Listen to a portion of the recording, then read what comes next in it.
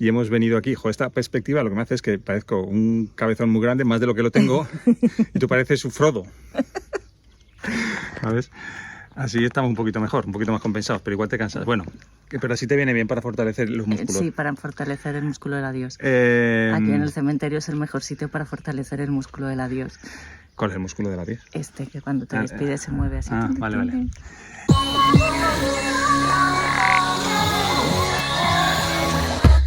Hola y bienvenidos a Cierra el libro al salir, un podcast de literatura en el que hablan los libros, las personas que los escriben y también las personas que los leen. Yo soy Fernando Vicente y por suerte para todas vosotras no estoy solo en esta aventura, sino que me acompaña el bolero de Castellote, Ana Vidal. ¿Qué tal, Ana? ¿Cómo estás? Bien, ¿y tú? ¿Qué hacemos aquí? Hemos venido al Festival Cariñar y ahora estamos grabando el episodio 90 de nuestro podcast Cierra el libro al salir, pero estamos en Castellote porque es el Festival Cariñar que organiza la Escuela Selecta de Escritura, Quique Parra y Bárbara Blasco, y hoy vamos a estar con nuestra amada Isabel González y eso merece la pena venir hasta Teruel, hasta un pueblo interior de Teruel, precioso por otra parte, para ver a Isabel González. Y para grabar el podcast. Sí. Bueno, ¿y qué vamos a tener hoy? Vamos a hablar de una novela. Sí. Que os recomendamos. Recomendamos que leyerais y no estamos tan seguros de si aceptamos recomendando que la leyerais. Escupiré sobre vuestras tumbas, de Boris Vian. Luego hablaremos de por qué no estamos tan convencidos de la recomendación. Leeremos también un cuento en los que nos quedaríamos a vivir. Cuento en lo que nos quedaríamos a vivir con un poco de espinas, pero nos quedaríamos a vivir en ¿Pero quién se va a querer ir con ella?, de Nuria Barrios. Haremos un libro de reclamaciones, que hacía mucho tiempo que no hacíamos libros de reclamaciones. En este caso, el libro ¿Malos tiempos? ¿Buenos tiempos? Entrevista a su autor, Alberto Jodrá. Que es la segunda vez que entrevistamos al mismo autor, es la primera vez que pasa que entrevistemos dos veces al mismo autor. Y bueno, y hablaremos un poco de lo que pasa aquí. Sí, vamos a hablar un poco de Cariñar también. Así que iremos cambiando de ubicación dentro de Castellote. En este caso nos hemos puesto en un... ¿En Cantón se llama el esto? Cantón, y para que veáis es una calle que lleva hasta arriba, hacia el castillo. Bueno, Fernando, ¿y qué noticias tenemos para hoy? Pues hoy solo tenemos una, porque es un poco mezcla de varias cosas, entonces, y tenemos muchos temas en el tintero hoy, así que solo hay una desnoticia. Que te cuento muy rápidamente. Bueno, tanto Ana como yo somos seguidores de una newsletter que se llama Crossletter, que es un resumen diario de la actualidad. Os la recomendamos, yo por lo menos la recomiendo. Y de hecho Ana lo lee porque se la recomendé, yo creo. Es un resumen diario de la actualidad. Te quedas con lo importante que pasa en el mundo, con los enlaces suficientes por si quieres ampliar información, y de vez en cuando, aparte de las noticias principales, suele esta newsletter incorporar alguna noticia curiosa o alguna anécdota, en fin. Y hace poco sacó una noticia que decía que en las carreteras del este de Francia había habido, la gendarmería del departamento francés de Saône-et-Loire había emitido una alerta a los automovilistas difundiendo un vídeo en el que un ciervo tenía un comportamiento errático similar a una cogorza, borrachera o ebriedad. Aunque en principio parecía que... la publicación fue el 3 de mayo en las redes sociales de la gendarmería y él muestra al animal caminando de círculos, perdiendo la estabilidad, permaneciendo inmóvil, buscando una farola, no encontrando las llaves de casa, no acordándose de a qué hora ni con quién había ido a casa, ¿no? Las autoridades atribuyeron ese comportamiento al consumo de fruta fermentada. La fruta pues ha hecho mucho calor, ha empezado a madurar, ha caído y con la humedad, el calor, pues esa fruta madura acaba fermentando y como cualquier cosa que fermenta pues produce alcohol. Y si consumes alcohol, pues tus facultades psicomotoras se ven reducidas o alteradas, ¿no? Pero lo curioso del caso es que, como dice Ana, se nos dan sincronicidades. Poco después, o al día siguiente, o el mismo día que leímos esta noticia, ahí me llegó una noticia también de que en Canadá, en la zona del Parque Nacional de Jasper, la policía, los servicios de carreteras habían colocado unas señales que ponían "no deje que los alces chupen su coche". Al principio parecía que era como un meme o una broma de inteligencia artificial, alguna cosa así, pero una página web hizo una investigación y efectivamente esas señales se estaban colocando en los parkings de las zonas de las zonas boscosas, de los sitios boscosos, de los parques nacionales. ¿Por qué? Porque los alces, como los mamíferos rumiantes, como las vacas, por ejemplo, necesitan para su metabolismo consumir sal. Las vacas, por ejemplo, a los ganaderos, a las vacas les colocan montones de sal en el campo para que, aparte de comer hierba, forraje, pienso y beber agua, pues coman también sal porque lo necesitan. Bueno, pues a los alces le pasa lo mismo.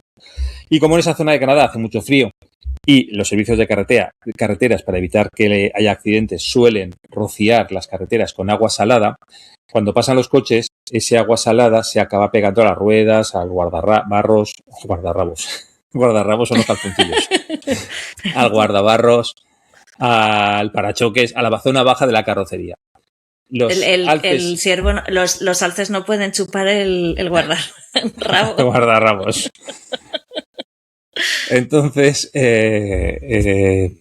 diré, se acercan, han descubierto que los coches tienen sal y se acercan a chuparlo en los parkings. Entonces el problema no es que en un parking se acerquen y chupen, bueno, aparte que te puedan dar así con un cuerno y romperte un retrovisor, no es mayor problema. El problema es que si se acostumbran, pueden pensar que los coches son fuentes de sal y cuando vayan por un coche por una carretera se crucen o se pongan delante para pues eso, para chupar sal de ese coche, ¿vale? Entonces están intentando las autoridades canadienses que no se acostumbren a acercarse a los coches a tomar sal. Ten en cuenta que un toro pesa unos 500 kilos, pero es que un alce pesa como 1.500 kilos. Una bofetada contra un toro con un coche es reventar el coche y probablemente matarte, pero una bofetada contra un alce, al alce lo vas a dejar normal, pero a ti tú vas a salir muy mal parado. Bueno, pues tenemos a unos ciervos borrachos, unos alces que le gustan las pipas con sal y todo eso se me unió a otra noticia, a otra referencia cultural, esta vez literaria, que es que en 1952 Daphne du Maurier, que creo que es la autora de Rebeca, ¿vale? Sí. Escribió, que tiene un nombre francés, es inglesa, publicó un cuento llamado Los pájaros, en el que bandadas de pájaros se rebelaban contra la humanidad y chocaban contra las casas. Daphne du Maurier le gustaba mucho la ornitología, como le gustaba mucho la ornitología a Ian Fleming, y por eso llamó James Bond a su personaje, porque James Bond era un famoso ornitólogo. Bueno, pues por eso escribió este cuento, ¿no? Porque se fijó en el comportamiento de los pájaros y pensó qué podría pasar si ese comportamiento se alteraba. Alfred Hitchcock leyó el relato, le gustó, compró los derechos, pero no se decidió a hacer la película porque tenía otros proyectos en marcha y bueno, lo dejó un poquito aparcado. Pero a la película de los pájaros le dio un empujón una noticia inesperada. En agosto del 61, un periódico de Santa Cruz, en la bahía de Monterrey, California, muy cerca de donde Alfred Hitchcock, joder, que mal lo pronuncio, por Dios, Alfred Hitchcock tenía un rancho. Bueno, pues publicó una noticia en la que decía que sobre las 3 de la madrugada una lluvia de pájaros se había precipitado sobre la ciudad de Santa Cruz contra los tejados de las casas. Y al día siguiente, cuando ya se habían atrevido a salir los vecinos, porque claro, no se atrevían a salir con la que estaba cayendo, me imagino que sacarían, como cuando llueve, sacarían la mano y les caerían pájaros de punta en vez de chuzos de punta. Bueno, pues aparecieron, cuando al día siguiente salieron, aparecieron todas las calles llenas de cadáveres de pájaros. Entonces ahí Hitchcock dijo, voy a aprovechar esta noticia y voy a hacer mi película porque tiene un trasfondo real, ¿no? Bueno, ¿por qué les pasó esto a los pájaros? No se sabe. Durante muchos años se pensó que a lo mejor un terremoto había cambiado el campo electromagnético de la Tierra y había despistado a las aves.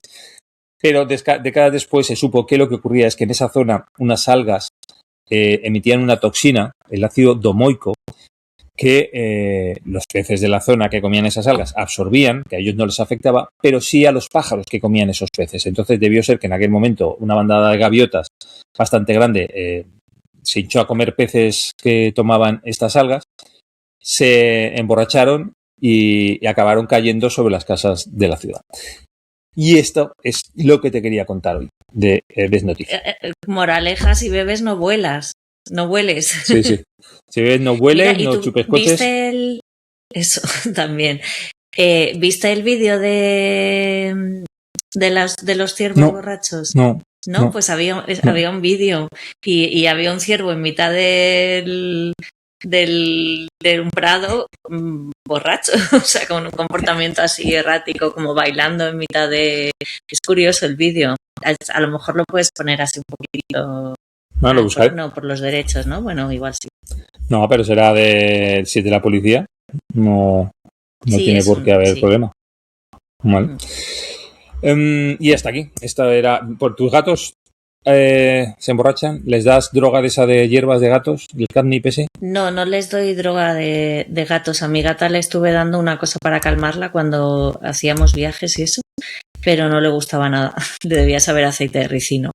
Y no, mi hermana sí que les ha dado el catnip y, o sea, sí que lo he visto y vamos, parecían drogados totalmente. Empezaban a restregarse así contra las cosas y tal, y a dar vueltas y hacer locuras, un poco como gatos borrachos. Sí, mis gatos no necesitan, se cayeron en la marmota especialmente Jimmy.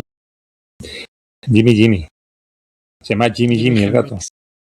No, Jimi Hendrix. Jimi Hendrix, ¿por qué?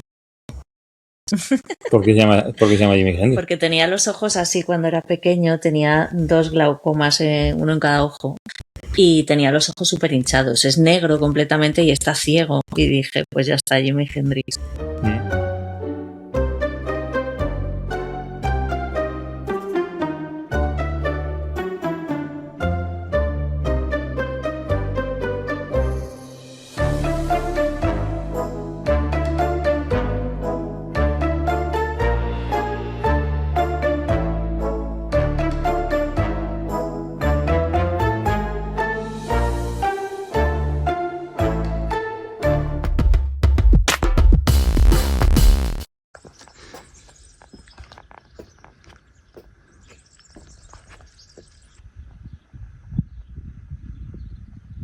Que hemos venido aquí porque vamos a hablar del libro de este mes, que es Escupiré sobre vuestras tumbas, de Boris Vian, y que os hemos dicho al principio que no sabemos si os lo teníamos que haber recomendado, porque nosotros también lo hemos leído sin referencias y nos hemos quedado un poquito sorprendidos. Bueno, lo hemos leído como el mejor libro de una persona que es mi padre, en un momento dado nos lo recomendó como el mejor libro que él había leído y que recomendaría y tal, y bueno, pues eso es toda la información que teníamos. Y claro, y al leerlos nos sorprendió un poquito el objetivo del protagonista. Por cierto, no tenemos aquí a mano ahora la biografía de Boris Vian. Lo único que podemos decir es, esta novela, a mí sorprendentemente, dado su contenido, me sorprendió que se llevara al cine a finales de los 50, o sea, no, a finales de los 50 no, creo que en los principios de los 50, ¿no? Y lo que me sorprendió es que se llevara al cine, dado su contenido, pero al que no le gustó nada la versión cinematográfica que hicieron fue al propio Boris Vian, que asistió al preestreno y ese mismo día se murió. Sí, bueno, esto quiero decirte que creo que es una leyenda urbana. Pues está en Wikipedia, ¿eh? Sí, está en Wikipedia, pero luego he leído en otros sitios que en realidad no fue así, pero no sé exactamente, no sé si... Bueno, Boris Vian es un autor francés que también era músico. Era dramaturgo, sí. Creo que era actor también. Sí, y no sé si pertenecía a algún... O sea, si se le ha encuadrado en algún movimiento. Sí, creo que estaba con el Oulipo ese... Ajá, Oulipo. El Oulipo. Vale. Creo que también estaba ahí. Bueno, ¿y qué quieres decir de Escupiré sobre vuestras tumbas? ¿Quieres hablar de la parte técnica? Sí, voy a decir una cosa. Nosotros sabíamos, yo no lo sabía, pero me parece que tú lo comentaste, de qué iba, que es de un negro al que, se quiere vengar, porque han matado a un hermano suyo, entonces quiere vengarse. Pero la característica es que esta persona no parece negra. De hecho, es blanca, piel blanca por un tema genético y es rubio, ¿no? Entonces no parece... En el aspecto exterior no parece negro. Entonces, lo que iba a decir es que como yo sí que sabía, porque me lo habías dicho tú que iba de esto, claro, ya vas leyendo el libro con esa idea. Si realmente no sabes esto, si tú coges el libro nuevo de una estantería y empiezas a leerlo, la verdad es que las pistas te las va dando muy poco a poco y eso genera un efecto sorpresa, ¿no? Porque le empiezan a hacer comentarios, en un momento dado está desnudo y otro personaje del libro se le queda mirando, ¿no? Como diciendo, tienes los hombros caídos, me parece que le dice, ¿no? Yo pensaba que le estaba viendo otra cosa, pero no, le estaba viendo los hombros. Le dice, tienes los hombros caídos como los negros. ¿no? Y luego él se mira en el espejo. Se me caerá tu teléfono al suelo, es que ya se me cansa el brazo. Bueno, lo hacemos así. Entonces, que si lo sabes, pues vas viendo que él es negro y tal y todo esto, y ya entiendes qué es lo que está pasando. Si no lo sabes, te va generando pistas poco a poco, hasta que en un momento dado al final sí que lo dice el propio personaje o lo dice alguien, ¿no? Pero si no, no lo sabes. Y eso técnicamente me parece muy interesante. Yo imagino que el primer lector del libro tardaría en entender lo que estaba pasando con la obra. Ya, sí, puede ser. Y es que realmente no te das cuenta hasta mitad. Bueno, aparece el hermano y el hermano ya sabes que es negro y todo esto, ¿no? Pero sí. Me gustaría también hablar de la estructura, que es un libro bastante corto, ¿no? Tiene 120 o sí. No sé, es una novela corta de capítulos cortos que realmente se lee muy bien y muy rápido y todo esto, pero tiene una violencia, violencia y sexo, sí. Pues que no nos lo esperábamos, sobre todo la parte, bueno, y la parte sexual. A mí es interesante la parte sexual porque no define exactamente, intenta definir qué es lo que está pasando con el sexo, pero al final te deja como que te empiezas a imaginar la escena y dices, pues no la entiendo, y sí. La lees 2 veces y dices, pues sigo sin entenderla, sí. Y no sé si es un problema de la traducción o en sí de que él quería como dejar veladas no, sí, un tema de censura quizá, ¿no? De sí. Que no se entendiera muy bien. Sí que dice muy claramente, pues le veía los pechos, o sus pechos asomaban, los pechos asomaban o se transparentaban por el vestido, o era más bajita que yo y desde arriba le veía los pechos, no sé, cosas así. Esas cosas las dice, o le arranqué la ropa, el camisón, y le rompí las bragas. Eso dice, pero ya lo que dices tú, cuando empieza a mantener una relación sexual con alguna de las chicas con las que están, no acabas de entender muy bien cómo lo están haciendo, ¿no? No, ¿qué incluso hay una, ¿cómo se llama cuando se hace por detrás? Sodomización. Sí, hay una sodomización, pero está también un poco velada, como y le di la vuelta y entonces se asustó y lo hice, pero no sabes exactamente lo que hizo, ¿no? Aunque lo intuyes, o sea, tienes que intuir toda esa parte. La parte violenta, en cambio, no tienes que intuirla en absoluto. Se ve perfectamente toda la violencia, sí. Los golpes, la sangre, es muy, muy violenta, en algunas partes es muy violenta, pero... Es curioso, ¿verdad? Porque la violencia no tiene ningún filtro. Y en el sexo no acabas de entender, o sea, a ver, acabas de entender que están haciendo el amor o está habiendo una violación o lo que sea, pero no... No, que vale. Te lo cojo vale. Un rato. Que cansa, el estar con el brazo así estirado cansa. Sí. No acabas de entender muy bien lo que están haciendo, te quiero decir, no lo acabas viendo. Quizá donde más claro se ve, hay una escena en la que este personaje y otro, el otro le quiere poner a prueba, ¿verdad? Lo quiere poner a prueba y lo lleva a un prostíbulo a acostarse con 2 niñas de 12 años, me parece que dicen, sí. ¿No? Una blanca y una negra, ¿no? Entonces le pone, se queda la negra, ¿se la pone a él? Me parece que sí, ¿no? O la negra se la pone al protagonista. Creo que sí. Se la pone al protagonista, vas a una furgoneta, vamos a esperar un poco. La negra se la pone al protagonista, yo creo, para ver si por un esto de solidaridad de raza no lo quiere hacer. Yo creo que le pone una prueba. Y, por ejemplo, la acaba violando o acaba haciendo sexo con esa niña. Y ahí, por ejemplo, sí que es más directo. O sea, la penetré, no sé si dice, o entré en ella. Dice, entré en ella y fue como entrar en el infierno, no sé, hace una expresión así. Pero cuando quiere detallar más, le hice esto, la puse de esta manera, sí es como un poco barullo. A mí me suena un poquito a veces a orgía, cuando no sabes de las manos los pies de quién son. Sí, pues sonaba un poquito a eso. Y esa parte técnicamente es eso. Y luego es un libro pues que empieza como muy sexual y poco a poco va derivando a un sexo un poquito más violento, más, o sea, no consentido, porque al principio es sexo consentido con las chicas del pueblo. Sí. Con las chicas del pueblo y tal, y luego ya pasa poco a poco a un sexo más violento y no consentido, porque lo que busca el protagonista es vengarse de la muerte de su hermano matando a mujeres blancas. Matando a mujeres blancas racistas, de familias de terratenientes con dinero, que además un negro no solo las ha matado, sino que las ha violado, las ha mancillado, una de ellas se queda embarazada y bueno, o sea, esa es su venganza, ¿no? Por eso es escupiré sobre vuestras tumbas, porque a él, y hay una cosa curiosa, ¿no? Que esta vez te has dado cuenta tú, Fernando. Sí, bueno, todo el libro está en primera persona hasta el momento en que cumple su venganza, ¿no? Hasta el momento en que cumple su venganza. a partir de ese momento ya pasa a ser tercera persona. Es como si el personaje el dejara de existir en el mismo momento en que ha formalizado su propia venganza, porque de hecho luego lo seguimos a él gran parte, menos en un capítulo que no aparece, en todos los capítulos hasta el final, que es una persecución policial. Estamos en su cabeza, vemos lo que está haciendo, lo podría haber hecho en primera persona, pero a partir de ese momento es como si el personaje, una vez consumada la venganza, desaparece, ¿no? Entonces ya es tercera persona y se encarga de narrar su historia a otra persona. Y es una cosa bastante interesante. Entonces nosotros hemos dicho, no sabemos si, no es que no sea recomendable, si el libro está muy bien, pero claro, igual tendríamos que haber hecho ¿cómo se dice? Un disclaimer de esos, sí. ¿No? Le han dicho, cuidado, warning, de que este libro va de lo que va.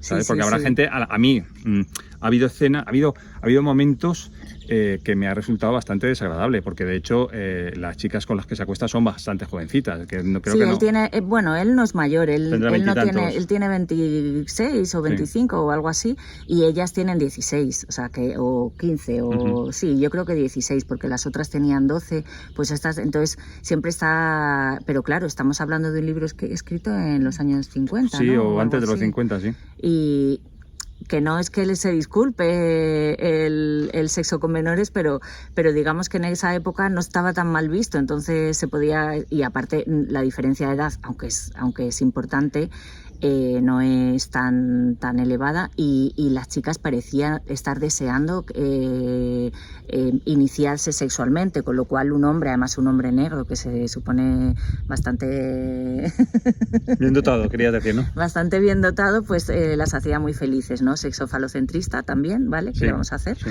Pero bueno, pues esa parte sexual no es tan dura, sí que piensas que son muy jóvenes, que tal, pero bueno, no es tan grave, y lo grave empieza después. Respecto a lo del cambio de primera a tercera persona, también me parece que como él pierde estamos haciendo completamente spoiler del libro, o sea, si no lo habéis leído ya os hemos jodido todo. Que haber hecho un warning. No lo hemos jodido todo porque, perdón por las palabrotas, porque realmente creo que se puede leer y está bien, ¿no? O sea, leerlo está bien, aunque os lo hayamos contado y aunque sepas cómo va a terminar, creo que es importante, o sea, que la lectura no pierde, ¿no? Pero como el protagonista, claro, una vez que mata a estas chicas, que los padres sabemos que son gente potentada y la policía le está buscando y tal, pues que se lo van a cargar, está claro. Entonces, a mí me parece una buena forma, cambio a tercera persona, para no tener que contar un muerto su propia muerte, porque ese es un fallo que todos sabemos que a veces se puede hacer bien, pero que es difícil hacerlo bien. Entonces, si yo cuento todo, hasta mientras tengo un deseo y lo cumplo, voy en primera persona, y cuando mi deseo se termina porque ya lo he cumplido, empieza la tercera persona para poder contar la muerte de él. Y yo creo que en cine también funciona, o sea, en la película, por cierto, no se estrenó en España, no se llegó a traducir porque claro, en aquella época y con la censura y tal, perdón. Estamos cambiándonos de mano porque... Sí, porque se nos está... Vamos a escupir sobre las tumbas de nuestros brazos hoy. Bueno, pues eso, que yo creo que está bien que en cine no se llegó a estrenar en España, supongo que por la censura, por la violencia y el sexo y tal. Entonces no hemos podido ver la película, no se puede conseguir en España, pero bueno.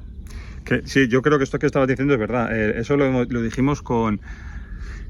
Pues no lo dijimos con Catherine Bond, porque ya nos había pasado en algún libro anterior, pero Catherine Bond sí que hace lo que tú dices, o sea, decíamos, no se puede, prohibido morirse en primera persona, ¿vale? Porque sí que nos pasó con algún libro que el tío se moría, pero parecía contarlo, ¿vale? Sí. Y en Catherine Bond no, en Catherine Bond cuando muere, o sea, es como un corte brusco, o sea, pum, pum, pum, y se muere, o sea, realmente acaba el libro justo antes de que la bala le impacte, en ese momento acaba, ¿no? En este caso es lo que dices tú, probablemente lo haya hecho así el autor para evitar hacer eso, que el propio muerto, porque realmente, aunque no lo cuenta en primera persona, tú que te fijas mucho en esta cosa, no te habías dado cuenta. No me había dado cuenta. Lo cuenta en tercera persona, pero lo cuenta tan cerca, pone la cámara tan cerca del muerto, o sea, que es que parece que te lo esté contando en lo que le pasa, ¿no? Y tiene un final, por cierto, que yo no acabo de entender. Ana tiene su explicación y yo creo que puede ser correcta, pero yo cuando lo leí dije, vale, este es el final. Porque el último capítulo son 2 líneas, ¿no? Me parece. Sí. según el tamaño de letra pueden ser 3. Pueden 3. Esperamos, 2 líneas y yo tenía una interpretación y luego me dijo Ana que no, que ella creía que era otra cosa. Os leéis esas líneas y leéis el libro y cada uno... Si queréis nos dais vuestra interpretación. Me encanta que hayas nombrado Catherine Yvonne porque creo que es como la lectura más parecida que y lo he pensado antes y he dicho, ay, ¿cómo se llamaría? Y lo has nombrado sin que te preguntara. Sí, porque también va un poquito de una venganza, es el mismo rollo. También pero que tiene cierta violencia y sexo y tal, pero en este caso diferente. quizás es como que sí que estás con... Aquí evidentemente tú no puedes estar con el protagonista, no va a ser tu modelo, ¿vale? Pero en Catherine Yvonne sí que estás con ellos, o sea, porque van a vengarse de un millonario, bueno, en fin, estás con ellos. En este caso no puedes estar con ellos porque te va a matar a 2 niñas. Una tiene 19, 20 y la otra tiene 15 o 16, entonces no puedes estar con ellos. Hay otro dato que cambio de tema. Otro dato que es importante es que este libro no lo publicó Boris Vian con su nombre, sino con un seudónimo y fue por el tema de la violencia justo y del sexo. Y con ese seudónimo aún escribió 2 o 3 más. Que ahora mismo no sabemos cuál es el seudónimo, pero... Pero Boris Vian es que tenía decenas de seudónimos, pero decenas, o sea, muchísimos. Bueno, la biografía, ahora hacemos otro vídeo y leyendo un poco de la biografía para que os enteréis también de... Y no sé si os quería contar algo más de este libro. También hay mucho alcohol, por cierto, mucho, ¿verdad? Sí, mucho alcohol. Muchísimo alcohol. Tendríamos que estar aquí con un vino, ¿no? Y luego... Es que es un poco temprano para el vino, todavía no son las 12.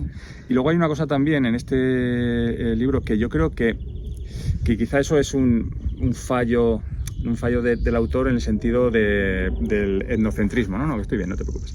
Del etnocentrismo. Muchas de las cosas que habla de los negros son como muy tópicas, ¿vale? Tiene los hombros caídos, la voz... toca jazz. La voz al cantar, sí. El tío canta y tiene una voz rara y toca la guitarra cuando se escapa, donde está, para ir a un grupo, me parece, de jazz o algo así. Es como muy... ¿Y por qué escribiría Boris Vian un libro de negros y de racismo y criticando el racismo? Porque de alguna manera yo no es que vaya con el protagonista, porque por esa necesidad de venganza que dices, si en vez de venganza haces como tu hermano, que lo que está intentando es buscarse una vida mejor y tal, pues a lo mejor consigues no perdonar, porque no hay que perdonar y mucho menos que maten a tu hermano, pero claro, él tiene tanta rabia dentro por la muerte de su hermano, que es el hermano pequeño, no lo nombra, nunca llama el chico, el hermano pequeño es el chico siempre y tal, pero ¿por qué Boris Vian? Y él, yo creo que no sé si la música que hacía era tipo jazz, a lo mejor hacía música con negros y le contaron historias, yo no lo sé por qué escribió esta historia. Luego lo miramos la biografía, pero igual volvió de Estados Unidos y quiso denunciar lo que había visto allí o algo, pero sí que es cierto que en algunas cosas me da la sensación de ser tópico, como muy de enseñar la raza, ¿no? Como una cosa... También estamos hablando... No, ahora estoy bien, ¿eh? Está bien, sí, porque tengo la mano apoyada aquí. No sé, y por lo demás. Entonces, el libro está muy bien. O sea, lo que pasa que si a ti esos temas, la violencia, porque hay gente que no tolera nada, le lleva muy mal, tanto las series, la televisión, las películas, como los libros violentos, este libro puede llegar a ser desagradable. En ese sentido, pero como bien escrito, está muy bien escrito, se lee muy rápido, es muy interesante, es de estos que no, y si encima no sabes de qué va, que evidentemente ahora ya, si nos habéis escuchado, sabéis de qué va hasta el último centímetro del libro, hasta la última página, pues te puede resultar incluso sorprendente. Yo cuando se lo recomendé a una compañera de trabajo, ¿no? Y le dije que íbamos a leer este libro por si quería leerlo y escuchar después el podcast y tal, y dijo, Boris Vian, sí, yo he leído, y me dijo otro libro que ella había leído, y entonces luego cuando lo empecé a leer dije, madre mía, y le recomiendo este libro y es súper violento y súper sexual y tal, que no pasa nada porque somos personas adultas y tal, y le dije, oye, el libro que te he recomendado, madre mía y tal, y me dice, bueno, es que es Boris Vian, y yo, vale, claro, porque ella ya había leído a Boris Vian, era yo la que a lo mejor ella me tenía que haber avisado a mí, bueno, a ver qué libro vais a leer, ¿no? Sí, porque es curioso, porque El Lobo Hombre en París, bueno, eso es la canción, puede pero que sea ese el que ha leído, no lo sé. ¿De Boris Vian también? Sí. Pues nada, ¿alguna cosa más que añadir? No. Vamos a hacer una pausa y grabamos, nos leemos la biografía de Boris Vian y os la leemos. Que veníamos súper preparados aquí. Sí, hemos enchufado la Wikipedia para saber algo de Boris Vian. Y que sabemos de... Bueno, vamos a leer un pequeño resumen de su biografía. Vamos a leer el resumen del principio, que lo podéis leer. Podéis leer en Wikipedia toda la biografía completa. Boris Vian nació en no sé qué del Sena, no soy incapaz de pronunciar francés. En los Altos del Sena, sí. Bueno. Vale, en 1920 y murió en París en 1959. 39 años, y entre medias le dio tiempo a hacer muchas cosas. Sí, nos ha deprimido un poco porque nosotros tenemos ya 50 y tantos y no hemos hecho ni la mitad. Fue un polímata, novelista, dramaturgo, poeta, músico de jazz, ingeniero, periodista y traductor francés. Utilizó numerosos heterónimos como Vernon Sullivan, que es bajo el que publicó, que fue su primera novela, Escupiré sobre vuestras tumbas, Boriso Viana, o los anagramas Baron Bisi, Brisavion, Navis Orbi o Bison Rabi, entre otros. Escribió teatro, letra y música de canciones, cuentos y novelas. Además era ingeniero. Era ingeniero, todo esto con 39 años. Sí, y se tradujo, o sea, la obra Escupiré sobre vuestras tumbas la publicó como Vernon Sullivan y él figuraba como traductor. Entonces, más adelante en su vida, después de escribir, también se dedicó a la traducción y hice la biografía de Wikipedia, esta vez de novelas reales, de novelistas reales, porque claro, se traducía a sí mismo a sus heterónimos, ¿no? Con esta novela Escupiré sobre vuestras tumbas logró mucha... Claro, es una novela muy sexual y muy violenta, tuvo mucha repercusión, se la censuraron, la quisieron prohibir, con lo cual lograron el famoso efecto Streisand. Ya sabéis que cuando prohíbes una cosa, pues más gente va a hacerla, con lo cual aumentó las ventas. Al final fue a juicio, tuvo que reconocer que él había sido el autor, no era un traductor, porque yo creo que lo hizo así, ¿no? Se pondría de traductor para decir, para que no me acusaran, ¿no? De esto es muy violento. Claro.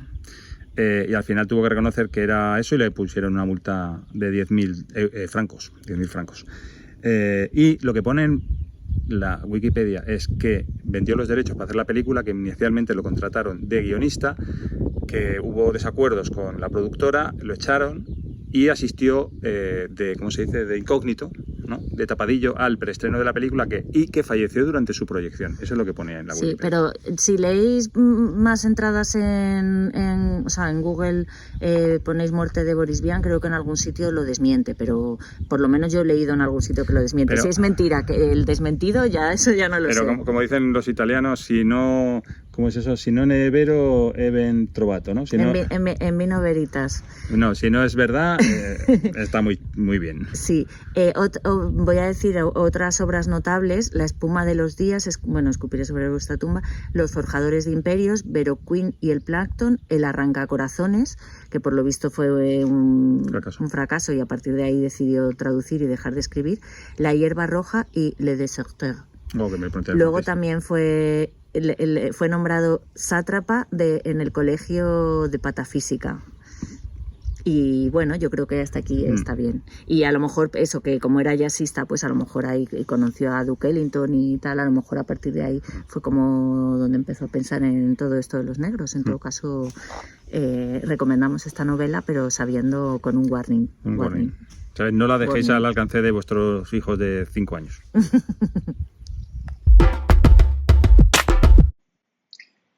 La novela Malos tiempos entrevista a su autor, Alberto Jodrá, en nuestro libro de reclamaciones.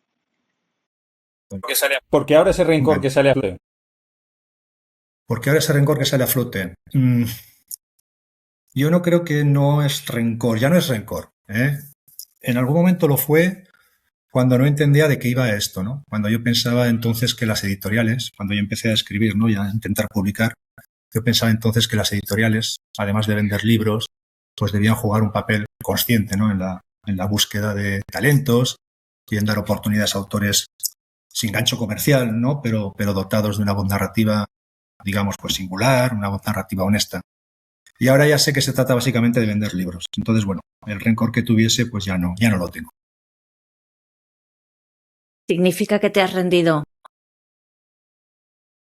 No me he rendido. No me he rendido, ni me rendiré. Es cierto que a veces cunde el desánimo. Uno piensa que quizás por el hecho de haber publicado ya 2 novelas que recibieron premios en su momento, como has descrito, pues tiene más posibilidades quizás de abrir puertas para la siguiente, pero en realidad no es así. Las propuestas que mandas a las editoriales siguen sin recibir contestación en su mayoría, o te dicen que no les encaja en el plan de publicaciones para ese año, que lo intentes de nuevo el año que viene. Y bueno, yo soy consciente de que no escribo bestsellers y de que mis novelas pues exigen al lector, dan placer, pero piden dedicación a cambio. Y el hueco para este tipo de literatura pues parece ser que es más reducido que antes, o al menos a mí me cuesta encontrar la grieta por la que colarme.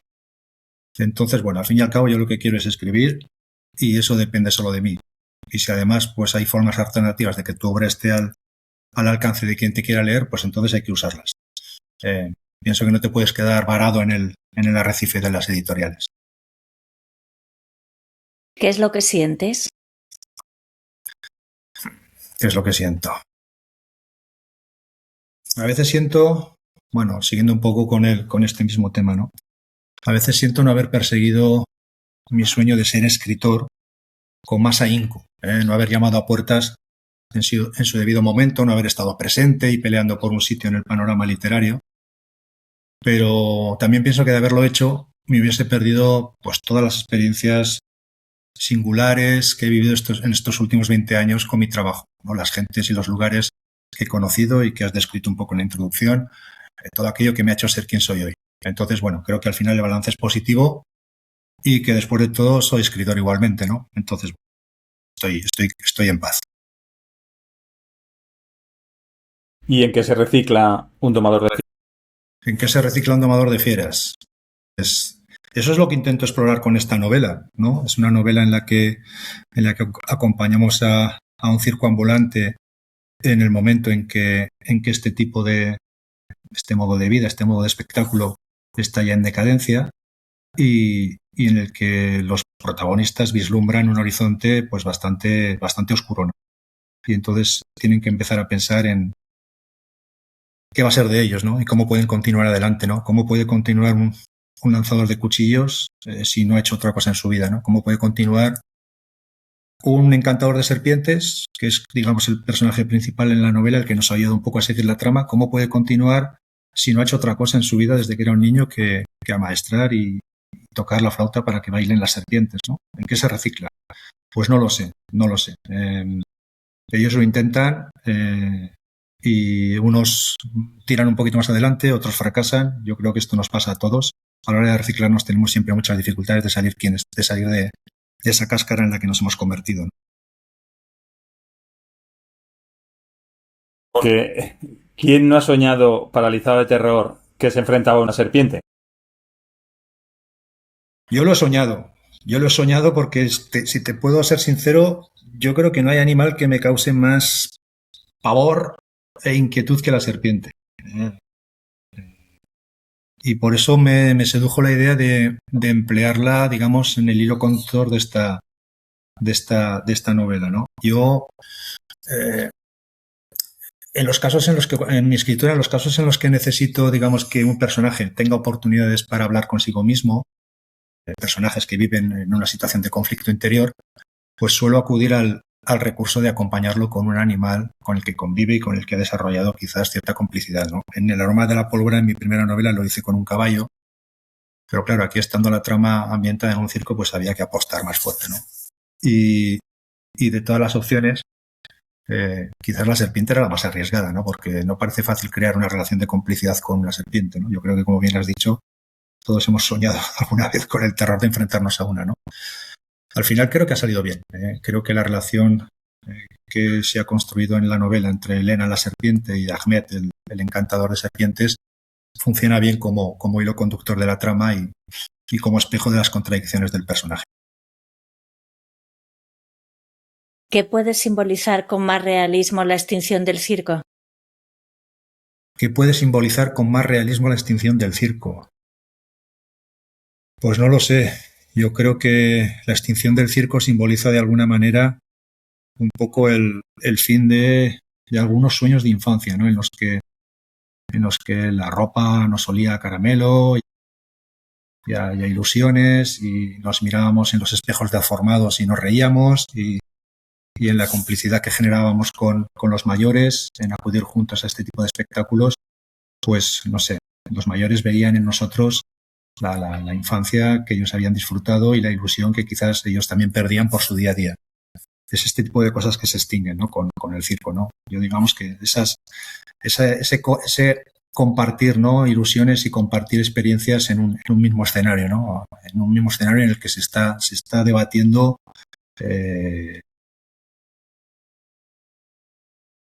la fortaleza, el miedo y la ilusión al mismo tiempo. ¿Cuánta gente duerme junta y no se quiere? Seguramente mucha más de la que pensamos. Bueno, no sé, vivimos de rutinas. Es lamentable decirlo así, pero vivimos de rutinas, ¿no? Necesitamos brújula, necesitamos compás, necesitamos un mapa que seguir y a veces la convivencia entre las personas se compone de rutinas que nos permiten saber lo que va a pasar en el minuto siguiente y no asomarnos a un abismo. Y entonces, bueno, en la convivencia de las personas yo creo que hay mucha gente que no se quiere. ¿De qué sirve forzar a alguien que no quiere estar vivo? No sirve de nada. No sirve de nada. Hablábamos antes de complicidad. La complicidad empieza por la confianza, empieza por el querer compartir, empieza por planear, soñar y ejecutar juntos. No hay que forzarlo. Es contraproducente para la persona a la que quieres forzar y para ti mismo. ¿Cómo ha llegado a plantearse la posibilidad de seguir sin ella? No me lo planteo. No me lo planteo para nada. La verdad es que yo tengo la suerte de que la persona con la que yo convivo nos escogimos hace mucho tiempo, hace muchísimo tiempo, y el amor que nos une sigue muy vivo con su luz y con sus olas. Entonces no me planteo en absoluto la posibilidad de continuar sin ella. ¿Qué clase de hombre sería si no hiciera nada?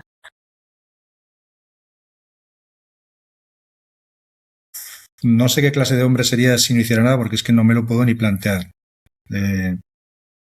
Estoy siempre ocupado con 1.000.000 de cosas y la cabeza más todavía. Uno puede estar ocupado físicamente con muchas cosas, pero lo que hace la cabeza ya no tienes ningún control sobre ella y la mía funciona a 2.000 por hora. Estoy siempre con un montón de proyectos y muchos de ellos están ligados con la literatura. Siempre hay 3 o 4 novelas escribiéndose al mismo tiempo en mi cabeza y cuando me pongo a escribir una novela empiezo con 3 o 4 cosas. Tengo 3 o 4 cosas siempre empezadas y cuando llego a la página 50 de una de ellas es cuando apuesto ya por una. Es cuando digo, venga, me quedo con esta. Pero tengo, no sé, muchísimos borradores ahí empezados. ¿Vas a mirar hacia otro lado, guardar silencio y seguir adelante como si nada hubiera pasado?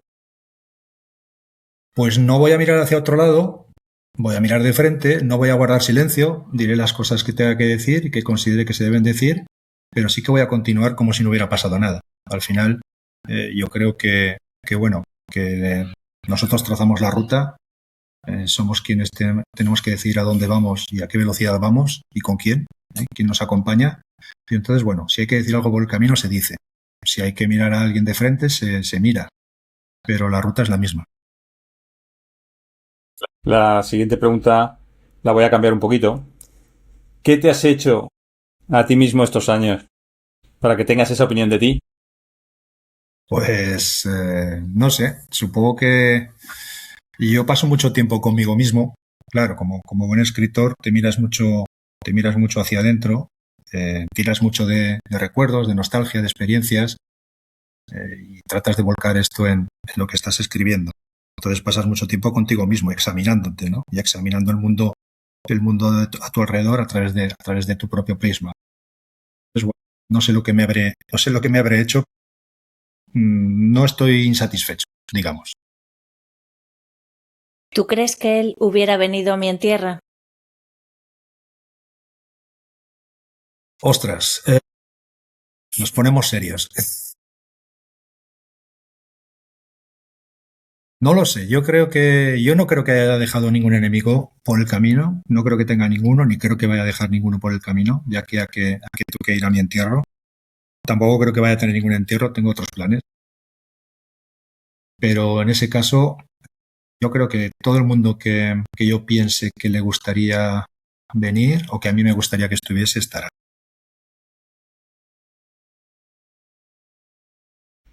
¿Por qué entonces la sensación de alarma? Bueno, la sensación de alarma hay que mantenerla siempre viva. Tenemos una tendencia a envolvernos en una burbuja, a buscar un poco la situación de confort, lo que nos haga, digamos, más tranquilos, más familiarizados. Poner solo la luz corta, no mirar más allá de aquello que nos rodea para no asustarnos, para no preocuparnos, para no interesarnos por nada que esté fuera de nuestro alcance, pero la alarma hay que mantenerla siempre alerta. Hay muchísimas cosas que suceden de las que no estamos absolutamente enterados o estamos enterados a medias o estamos mal enterados porque nos informan de la manera que quieren y hay que salir, hay que mirar, hay que mantener la alarma puesta y levantar la bandera cuando toca. ¿Tienen ustedes un código para lavar los trapos sucios en casa? No. Tenemos un código y no os lo voy a contar porque es privado. Vale. ¿Qué ocurre cuando quieres que tu historia sea lo más real posible? Perdona. ¿Qué ocurre cuando quieres que tu historia sea lo más real posible? Lo que puede ocurrir es lo que le sucede, por ejemplo, a Roberto, que es el periodista que en la novela quiere escribir la crónica de la muerte y de la extinción del circo cósmico, ¿no? Que es el circo que seguimos en la novela Malos Tiempos. Puede ocurrir que te veas tentado a crear y a provocar la realidad que quieres narrar. Una historia no tiene por qué ser real, me parece a mí, no ni tiene por qué parecer real. Lo que sí que tiene que ser es verosímil. Para mí esto es clave en literatura, que te la puedas creer, ¿no? Lo que te están contando. Perdón. ¿Y qué final te conviene si puede saberse? Bueno, pues esta novela explora, como os he comentado un poco, la decadencia como modo de vida. En este caso hablamos del circo ambulante, ¿no? Bueno, hay otros modos de espectáculo o de ocio que también están en decadencia y que ya no tienen la presencia o la relevancia, el atractivo que tenían en otros tiempos. Pienso que es un proceso natural, que algunas cosas se extinguen y que aparezcan otras nuevas. Lo que sí defiendo es que aquello que está condenado a extinguirse lo puede hacer con dignidad y sin humillaciones. El final siempre será una derrota, pero que esa derrota sea digna. ¿Y esto es lo que quieres dejar tras de ti? Esto es parte de lo que quiero dejar tras de mí. Sí, yo pienso que dejar libros es un buen legado, ¿no? Uno vuelca su experiencia, sus pensamientos. No quiero decir que sean autobiográficos, pero pones mucho de ti en una novela. Unas veces más evidente, otras veces hay que leer entre líneas, otras veces la gente te tiene que conocer más en profundidad para ver cosas de ti en lo que has escrito, pero sí que dejas cosas y me parece un legado muy interesante. Yo creo que no hay mejor legado que yo ahora mismo pueda dejar. Mira, quería comentar que como es la segunda vez que te entrevistamos en nuestro programa, se ve que has hecho muy bien la tarea y este último libro incorpora muchísimas preguntas, lo cual nos ha puesto muy contentos porque nos hemos dado cuenta de que hemos modificado tu forma de escribir creando preguntas maravillosas porque hemos encontrado muchísimas. ¿Cuántas eran, Fernando? ¿Como 1.500 o 1.000? Bueno, una barbaridad de preguntas de las que hemos sacado estas 20, pero bueno, tengo dos últimas que normalmente es muy raro que aparezcan estas dos preguntas, pero que vienen totalmente al caso de tal, porque nunca podemos preguntar esto porque no se incluye. ¿Cuánto cuesta el libro? Y no sabrás si se podrá conseguir en algún sitio. Perdona, que te he interrumpido, perdona. Perdón. ¿Cuánto cuesta el libro? ¿No sabrás si se puede conseguir en algún sitio? Igual las las puse en el libro pensando en vosotros, en cuando llegara este momento. No, me llama la atención lo que me dices de las preguntas porque no lo había pensado, que hay muchas, pero ahora me vais a condicionar para el siguiente. Voy a estar mirando esto con mucha atención. Bueno, venga, te contesto a esto, que digamos que es la parte más comercial. Malos tiempos cuesta 5 euros en su versión electrónica, 20 en tapa blanda y 23, si no me equivoco, en tapa dura, que es lo que yo recomiendo, para que puedas ponerlo en la estantería de los libros chulos, de los libros bonitos y prestigiosos, como El Quijote, La Divina Comedia, el Kama Sutra y las obras completas de Julio Verne. Y todo esto lo puedes encontrar en la plataforma de Amazon. Pues muy bien, Alberto. Aunque parezca increíble, hemos llegado al final. Estas 20 preguntas que te ha hecho tu libro Malos Tiempos. Y nada, y te emplazamos a ser la primera persona a la que le hagamos 3 veces este juego. Oye, yo encantado. Ya tengo una cosa que está medio terminada, con lo cual en cuanto esté en el aire os aviso. Puedes revisar todavía si hay alguna pregunta que quieres modificar o... O algo que me gustaría que me preguntarais en el futuro, lo voy a meter ahí con cuña, donde sea, en algún diálogo lo meto. Mira, voy a aprovechar para recomendarte un libro que no sé si todavía te interesan las historias de circos, que es La historia de Mr. Sabas, de Anelio Rodríguez Concepción. Es una historia que es una mezcla entre una crónica de circo en Canarias en los años 20, pero 1920, y un suceso que ocurrió que se escapó un león, y de alguna manera la historia cierra un poco como una novela, aunque es todo lo que ocurre es real, pero a mí me parece súper interesante como crónica de circo. A mí me gustó mucho, lo presenté en La Palma porque conocí al escritor y me gustó mucho. Pues no hay mucha literatura sobre circo, ¿eh? No, Ni por eso está muy bien, ni literatura también. ni trabajo de ensayo. Yo estuve mirando mucho para documentarme, ¿no? Y la verdad es que me costó bastante. La próxima vez pregúntanos. Pues nada, hasta aquí. Muchísimas gracias, Alberto. Venga, a vosotros, un abrazo. Bueno.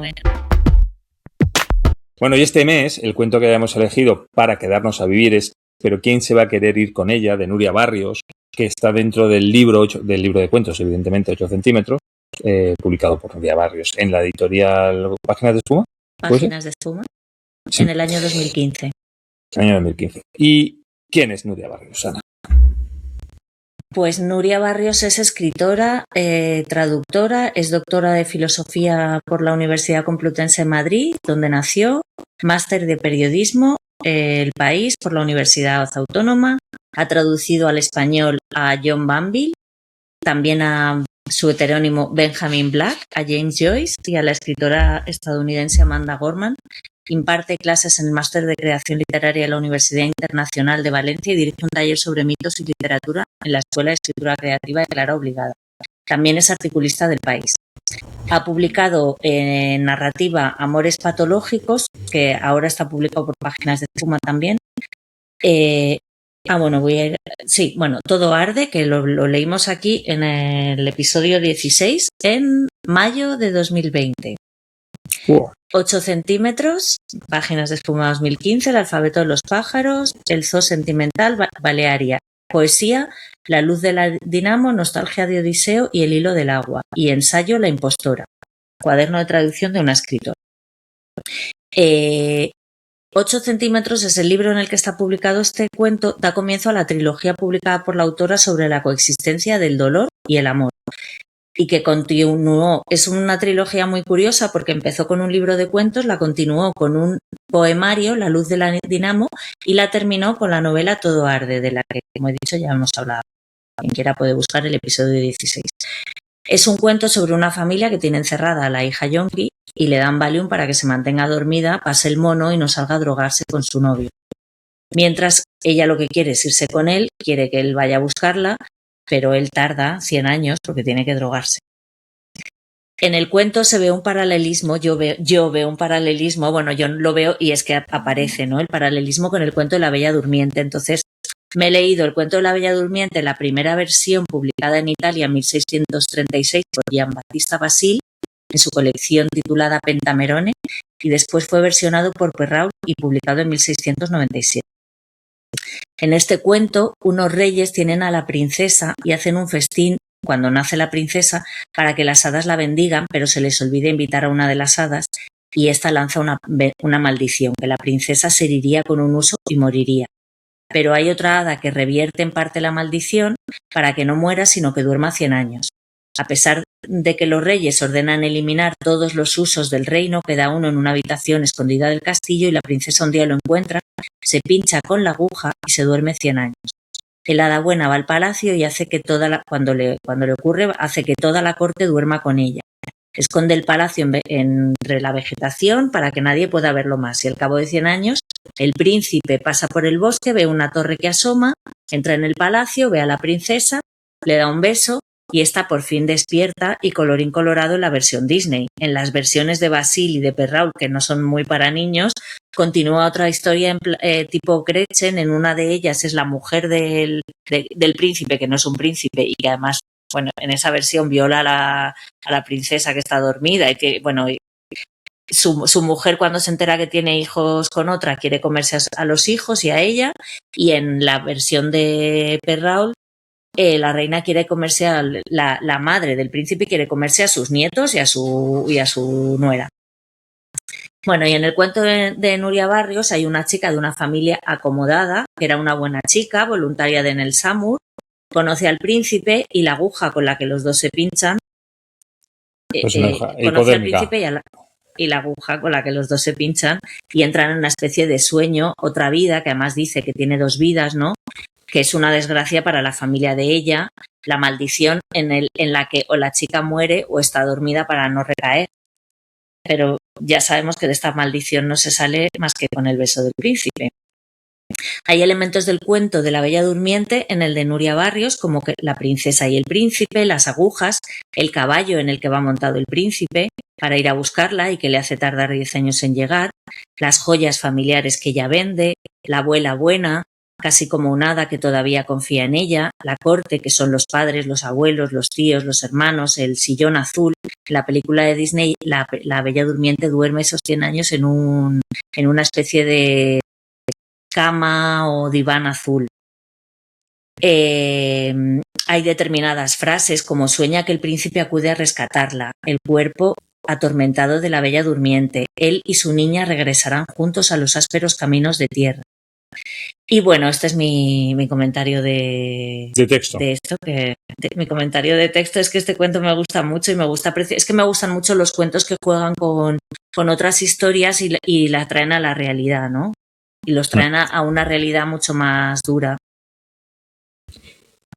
Pues fíjate que yo como tú también, yo cuando lo leí, bueno, me pasan 2 cosas. La primera es que yo como tú, cuando lo leí, lo relacioné con la Bella Durmiente. Yo al principio lo relacioné con Blancanieves, porque Blancanieves también, ¿no? Blancanieves le toma la manzana y también se envenena, y luego caí que no, que era la Bella Durmiente el cuento al que se refería. Y una de las cosas que me ha sorprendido de los montón de mensajes que hemos recibido, que no todo el mundo, bueno, la mayoría no hacen esa referencia a eso. Y a mí me ha resultado como que era como muy evidente, ¿no? La referencia a...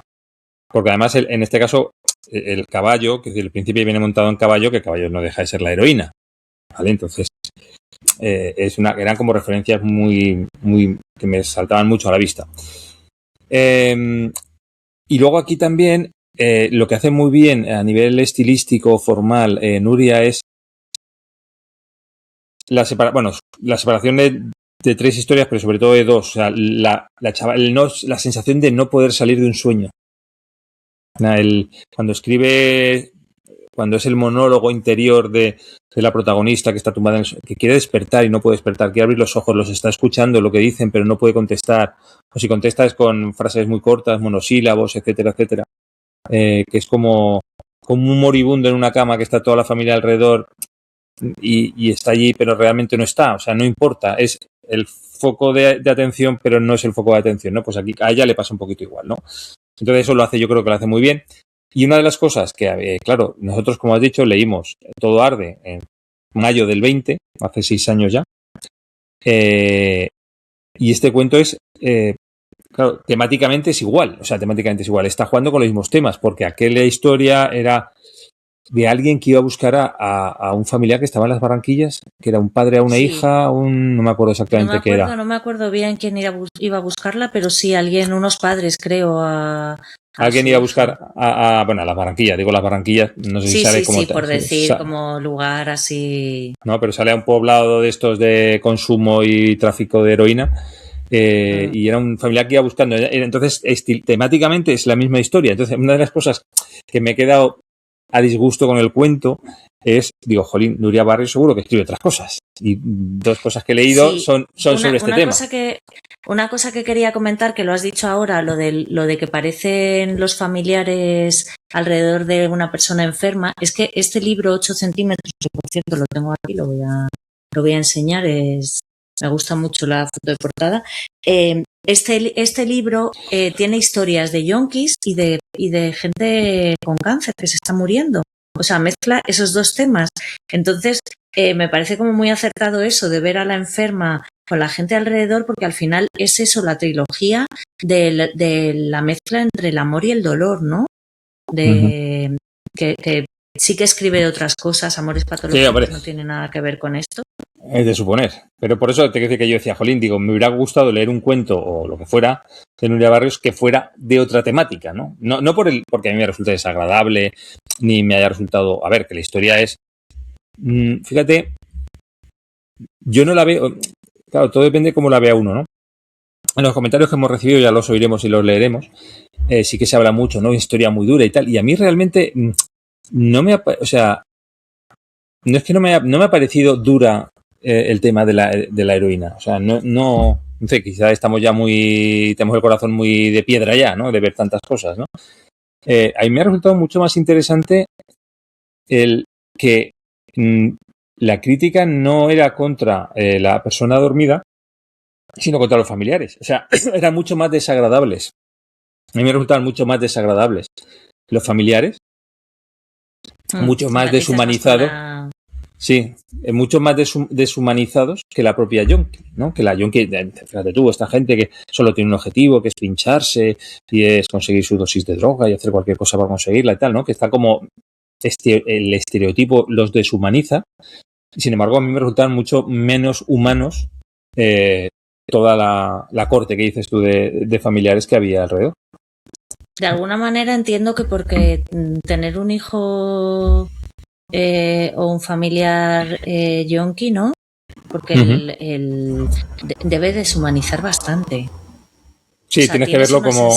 No es que deshumanice, es que tú tienes una sensación de deshumanización porque tienes que ser un poco práctico, ¿no? Con poner hay muchas películas y esto, ¿no? Porque en España en los años 80 fue muy dura el tema de la heroína. Y lo de los candados en las puertas, o sea, las familias, ¿qué podían hacer? ¿Sabes? ¿Qué podían hacer con un hijo que lo único que quería era dinero para drogarse? Nada más, o sea, ya no importa nada más en la vida. Y a mí me parece durísimo y claro que deshumaniza, porque si sigues siendo humano, pues eres como la abuela, que sigues confiando en ella, pero es que ya no hay nada más que confiar, ¿sabes? Debe haber poca gente que, o no sé, yo no sé nada, no sé si hay mucha gente que sale de la heroína o no, pero debe ser muy difícil salir. Sí, debe ser de las drogas complicadas de salir. Pero lo que ocurre, digo, y hay un poco también, que también pasa con los enfermos terminales, es decir, cuando un enfermo es irreversible la situación, ya no hay nada que hacer, el familiar lo tiende a deshumanizar, a convertirlo en cosa, porque imagino que desprenderte de las cosas es más fácil que desprenderte de las personas. Entonces, en general, yo lo que observo también, pues eso, ¿no? Que cuando uno tiene un familiar que tal, está pero no está, o sea, te dicen, es él pero no es él, no sé si has oído esa frase, ¿no? Ya no es él. ¿no? Cuando ya está, pues a lo mejor sedado, ¿no? Que está a la espera de que llegue el momento. La frase típica a lo mejor dice, oye, pues querría ir a despedirme y tal, ya, pues si quieres ven, pero es que ya no es él. Es como diciendo, ya lo he deshumanizado, ¿no? Pues sin saber realmente si todavía le llega algo o escucha algo o lo que sea, ¿no? Y entonces, con ella pasa igual. Los familiares, o sea, lo tratan como un objeto, no es una persona, ¿vale? O cuando es una persona malvada, es una cabrona, es una no sé qué, es una sinvergüenza, una ladrona, En fin, esta es nuestra versión del cuento. Evidentemente, no todos no tenemos la verdad absoluta ni una partecita pequeña. Hemos recibido muchos comentarios, tenemos 5 audios, son cortitos de 1 minuto cada uno, y no sé cuántos textos. Entonces vamos a ir alternando. Si te parece, oímos 2 audios, ¿vale? Primero. Y comentamos si algo nos parece interesante lo que ha dicho. El primero creo que es Alex, pero no acabo de entender muy bien el nombre, ¿vale? Venga, lo pongo. Hola, me llamo Alex y quería comentar el texto, pero ¿quién se va a querer ir con ella? Deciros que me ha parecido un texto muy duro, muy triste. Me ha gustado muchísimo cómo está escrito, cómo te lo va contando. Te mantiene alerta, te contrae el alma. Y incluso siendo así, no he logrado empatizar con nadie, porque en la familia veo un querer culpabilizar a los demás, soluciones peregrinas, y eso, bueno, y ella drogadicta, el príncipe, pues eso, es que es lo peor, que tratando todos estos temas, prostitución, dependencias, mentiras, engaños, el no conseguir empatizar con la única que he conseguido conectar más emocionalmente es con la abuela, que es una frase simple, pero dice, es mi nieta, o sea, es todo lo que estáis diciendo, pero es mi nieta. Entonces eso, decir que me ha encantado, que está relatado con mucha crudeza, pero que me ha gustado muchísimo.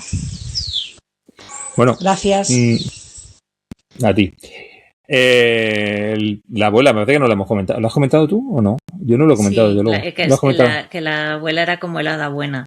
La hada buena. Bueno, pues dice, además fíjate que ella, Alex, dice, es una sola frase. O sea, yo ahora no recuerdo si solo dice una frase, pero es probable que solo diga una frase en todo el cuento, pero, por ejemplo, a nuestro comentarista se le ha quedado en ese. El siguiente audio no lo dice ella, pero es Ana Royan. A ver, comento el relato, pero ¿quién va a querer ir con ella? Que nos cuenta la tragedia de una familia que tiene a un miembro enganchado a la droga. Cómo se sienten impotentes, culpables, ciegos por no haberse dado cuenta a tiempo, de no haberlo visto antes. Siempre culpamos a los demás de nuestras desgracias. Ellos no quieren ver su parte de culpa. Una mujer que solo anhela reunirse con su príncipe, que ha escogido una vida de la que quieren sacarla por su bien. Para ella, su bien es estar, compartir e incluso morir con él. La familia también la droga para conseguir lo que quiere, para intentar remediar lo que creen que es el fracaso de que su niña no sea lo que ellos esperaban. Eso es muy interesante, ¿eh? No sé si lo hemos comentado, que realmente para el familiar es un fracaso propio el que sea, en este caso, heroinómana, la hija, la sobrina, la hermana, la nieta, ¿no? Lo viven como un fracaso propio. Y sí, lo dicen, no sé cómo no nos hemos dado cuenta hasta que nos ha estallado en la cara, ¿no? Hasta que la bomba nos ha estallado en la cara. Sí. Vale, pues si te parece ahora un texto de los que nos ha llegado. Leo yo el de Analía. El relato refleja la dura realidad que vive una familia atravesada por la droga. La protagonista viene a mostrarles de una manera cruel y bizarra lo que ellos nunca quisieron ver. Lo hace como puede, hiriendo a todos y sobre todo desgarrando su alma en un intento de tapar sus heridas de la infancia, buscando el amor que seguramente no recibió en un joven que solo tiene para ofrecerle dolor y compañía entre jeringas usadas, unidos y ciegos. Unidos y ciegos. Fíjate que... Dime, sí. dime. No, sí, nada.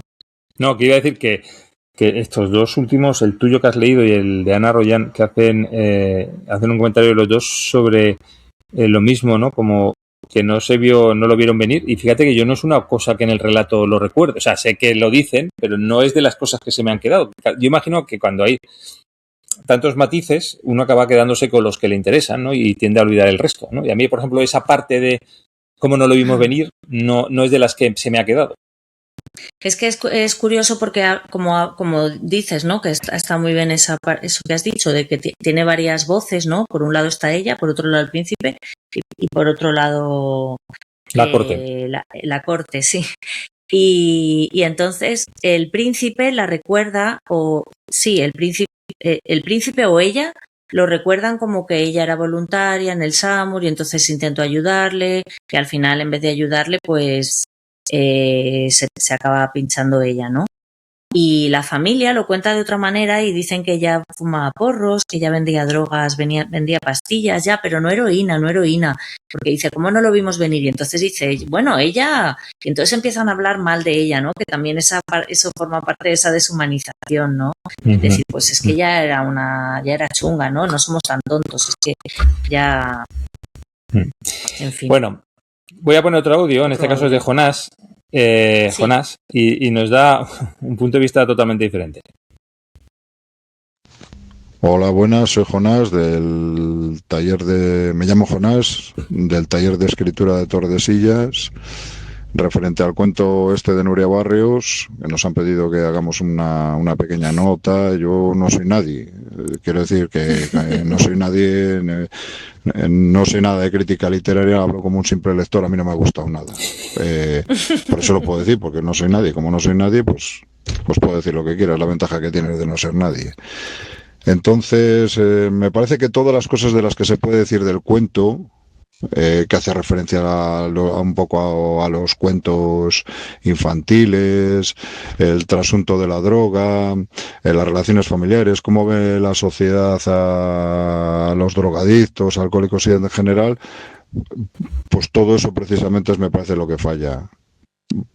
Porque a mí lo que me hubiese gustado del cuento es que incidiera un poco en el misterio de todo eso, y yo me parece que no lo realiza. Pero vamos, que yo valoro mucho a la gente que escribe cualquier cosa que yo no soy capaz. Así que, venga, gracias y un saludo. Bueno, Jonás, eres tan alguien como somos cualquiera de los que hemos hablado aquí. O tan nadie. El que te guste o no te guste no tiene nada que ver con que seas alguien o nadie. Eso no tiene nada que ver. En este caso no te ha gustado y está muy bien que no sean todo alabanzas a un cuento. Pues no le ha gustado. Lo que no acabo de entender es exactamente qué es lo que le hubiera gustado que le contaran. Que lo dice al final. Yo creo que si se leyera a lo mejor Todo arde le gustaría más porque incide mucho más en el misterio del mundo de las drogas, o sea, y de hecho ya digo que es que este libro, 8 centímetros, tiene varios cuentos, no sé exactamente cuántos, y entonces va cambiando de una cosa a otra, ¿no? Y yo creo que es una lectura más de esta trilogía, a lo mejor lo que le va a dar una profundidad mayor a Jonás, ¿no? Ha dicho eso, ¿no? Sí, Jonás, es Jonás. Pues te iba a leer yo el siguiente texto. No era un cuento fácil tampoco. No era un cuento fácil. De Beatriz. Sí, pero a ver si logro abrirlo. Que es que el problema es que lo he abierto, se me ha cerrado. Voy a ver si llego aquí, Beatriz. Vale. Pues este comentario es de Beatriz. Dice, un relato muy bien escrito que protagoniza una bella durmiente. Perdona, que es que me están saltando notificaciones y no logro leer lo que... Bueno, vale, ya. Un relato muy bien escrito que protagoniza una bella durmiente, o no tan bella, ya, de nuestros días. Un príncipe y un ángel caídos que llegan a tocar fondo. Un mono pasado en familia, quizás el último. El ambiente tiene algo de velatorio. De visita familiar a una habitación de hospital. Una familia a la que no parece faltarle nada. Una familia bien acomodada, pero solo en apariencia. Bajo esa fachada hay una familia de padres separados a los que la tragedia familiar ha vuelto a unir. Solo la abuela parece quererla. Le importa más su nieta, o lo que queda de ella, que sus posesiones perdidas. La abuela, es la hada madrina de este cuento, que no pudo evitar que su nieta acabara pinchándose con las agujas y en el que cuesta tanto imaginar un final feliz. Pues yo creo que Beatriz ha metido todos los temas que hemos comentado en sus 6 líneas de... Sí, no, la verdad o es 7 que líneas. Beatriz ha estado súper acertada, sí. Porque además, que conste que yo no he leído los textos, ¿eh? Los audios sí que los he tenido que escuchar, pero los textos no los había leído, con lo cual yo cuando he hecho antes referencia a lo del el hospital, los enfermos terminales y tal, no había leído su comentario y ha ido en la misma línea, ¿no? Y me ha parecido muy, muy acertado. Bueno, tengo 2 audios más, voy a poner uno de ellos. Este es de Nacho. Hola, soy Nacho, desde Babón. Mira, este retrato yo lo que veo, esta mujer que está muy marcada por todo esto de los rumores, el rechazo de la gente que la rodea, y que en el fondo convierte a la familia y las opiniones que tienen sobre ella, sin ni siquiera darle voz a la propia protagonista, como una especie de trasunto de la misma sociedad, ¿no? En el fondo refleja este rechazo social y la falta de empatía, o el miedo al otro incluso, y cómo los prejuicios acaban o pueden acabar destruyendo la identidad de uno mismo o de una misma. Para mí es como un juicio sumarísimo a una persona que se produce y que genera un artificial debate de posibles soluciones para cambiarle la vida a una persona sin ni siquiera preguntarle o interesarse, empatizando por lo que le ha llevado a estar como está, o si realmente les necesita o les está pidiendo ayuda.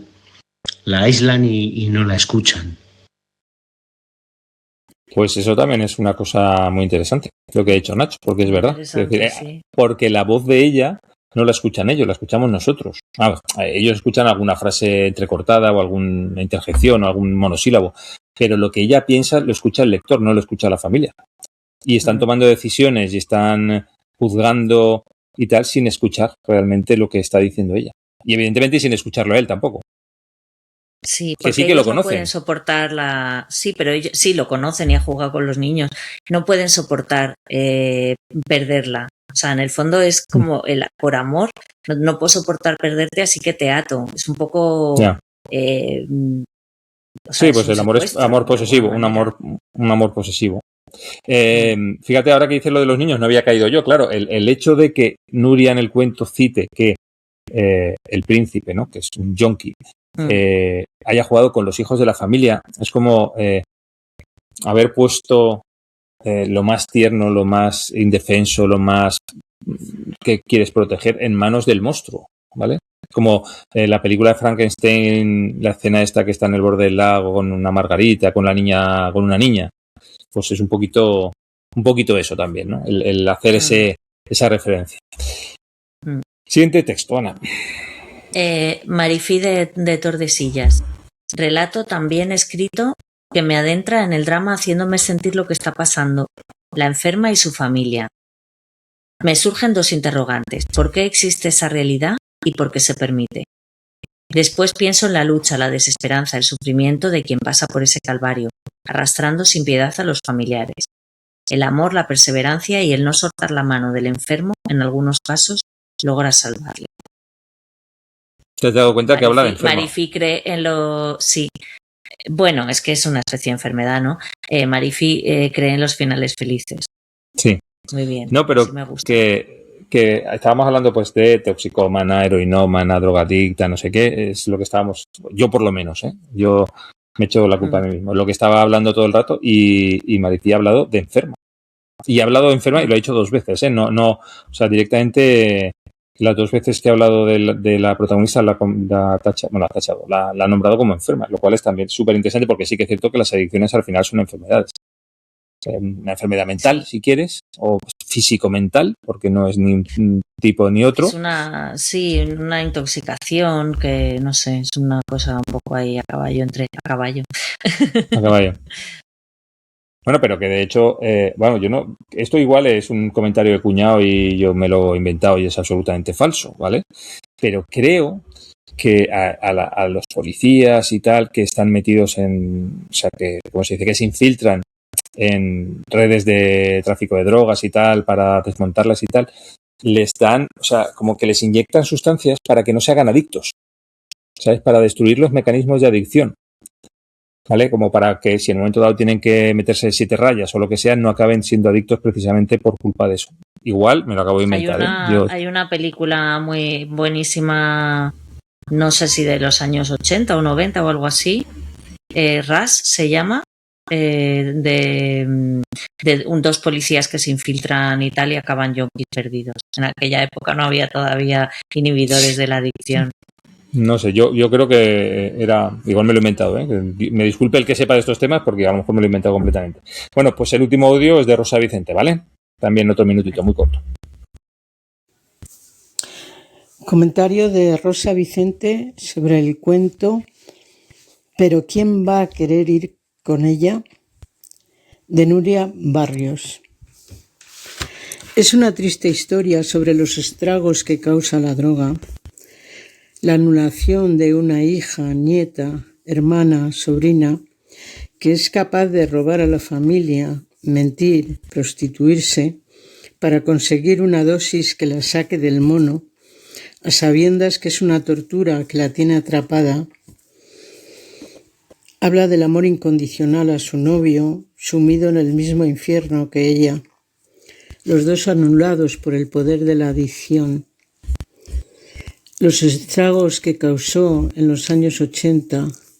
Todos conocemos a algún muerto que decía, cuando quiera lo dejo, y fue la droga la que lo dejó a él sin vida. Está muy presente también el tema familiar, que por cierto produce cierta claustrofobia. Y hasta aquí. Pues sí, es cierto. Deliberadamente, porque, bueno, es una claustrofobia doble, porque el personaje protagonista, no recuerdo ahora si tiene nombre o no, está encerrada en su mente, no puede, su cuerpo no responde porque está de Valium hasta las orejas, con lo cual no puede salir de su mente, tiene un sueño de estos profundo y oscuro, ¿no? Un sueño o no un sueño, o un duermevela profundo y oscuro, y la familia está en esa habitación también, entonces también es como hay mucha gente hablando en una habitación muy pequeña. Y el único que quizá está al aire libre es el príncipe, pero tampoco está al aire libre, es decir, porque también es un sitio como muy encerrado, ¿no? Está en un campamento de estos de tráfico, bueno, de consumo de drogas, de heroína. Y es verdad, es muy claustrofóbico. De los gitanos no ha hablado nadie, pero bueno. No, yo lo he evitado en todo momento, ¿eh? Si te fijas, no lo he dicho en ningún momento.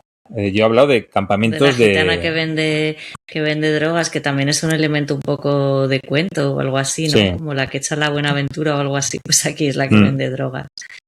Que son personajes además que en Todo Arde ya salen, ¿eh? Ese personaje me parece que sale ya. Bueno, aparte que, bueno, en muchas películas y en muchos documentales de televisión se ha visto. Bueno, pues voy a leer un siguiente comentario, nos quedan 2 comentarios. Isabel Garrido.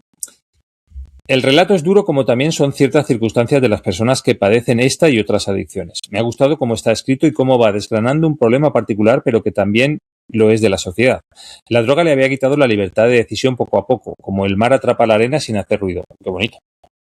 El príncipe le robó la voluntad.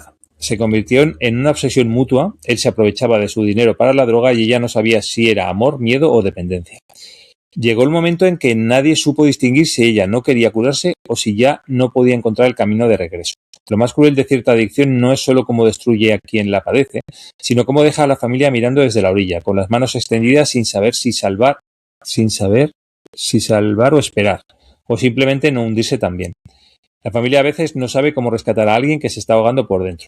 Eso es de Isabel Garrido. La frase me ha gustado mucho, ¿eh? Lo de robar, como el mar atrapa la arena sin hacer ruido. Una frase muy bonita. Sí, muy bonita. El comentario es muy bonito, sí. Si acaso y esa metáfora, ¿no? De estar en la orilla, no sabiendo si entrar a salvarla, si esperar a ver qué pasa, si hundirse con ella, ¿no? Es que es un temazo el tema, lo de la drogadicción, sí. Bueno, pues me parece que ya por último nos queda nuestro comentarista de referencia. Nuestro comentarista de referencia, Alfredo. Bueno, quiero decir que Marta también nos mandó un comentario, pero nos dijo que no lo subiéramos, que hablaba del tema este de la enfermedad y hablaba del final, pero es que el final como que yo no lo entendía, como que no hay un final, ¿no? Realmente. En este cuento no. No, porque al final dice, ¿y qué vamos a hacer? ¿Dejarla dormir 100 años? O algo así dice. Sí, pero que es decir, no sabes qué le pasa al príncipe. Es decir, porque claro, se queda en el aire. O sea, sí, bueno, que se mete un pico, pero no sabes. Sí, da la sensación como que puede morir de sobredosis, pero no está especificado. ¿No? Simplemente te da la imagen de cómo está. No, eso no lo puedes. Y ella, pues eso, es decir, el cuento se queda en el aire, en suspenso, ¿no? A ver qué nos dice Alfredo.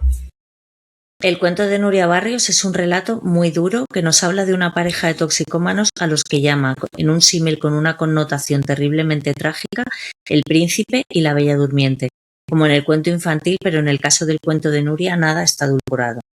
A pesar de la relativa brevedad del relato, Nuria Barrios nos va llevando por todos los aspectos que giran en torno a la adicción, desde los propios aspectos físicos que Nuria nos describe siempre de una manera realista, descarnada, precisa, a todo lo que le rodea a ese mundo, los poblados de la droga, las fundas, la delincuencia e incluso la prostitución para conseguir droga. Todo narrado de una forma directa, visual, sin edulcorar, como decía al principio. Pues es que es un poquito eso. Es una narración. Sí que es cierto que no... La parte de la droga, no la esconde, o sea, la cuenta como es, ¿sabes? No pone metáforas ni... O sea, el amor está lleno de metáforas en este cuento, pero la droga no. La droga es como es. La heroína cuenta lo que hay, a lo que huele. Creo que en algún momento dado también lo dicen, ¿no? Cómo huele cuando quema yo creo que sí, que es porque una imagen, que es una sensación que se me quedó. Creo que en algún momento dado también lo dice, como a lo que huele la heroína cuando quemas el papel, cuando la quemas en el papel de plata. O la quemas o la calientas, no sé lo que hacen realmente con eso. O la hacen líquida, sea como el caramelo, ¿no? El azúcar. Igual por eso se llama el brown sugar, ¿no? Que decían los Rolling Stones. Entonces, eso. Hay una cosa, fíjate, ¿tú qué crees? Que entre todos nuestros comentaristas, digo entre todos, no vale lo que tú pienses, lo que yo pienso, digo todos, ¿vale? La media.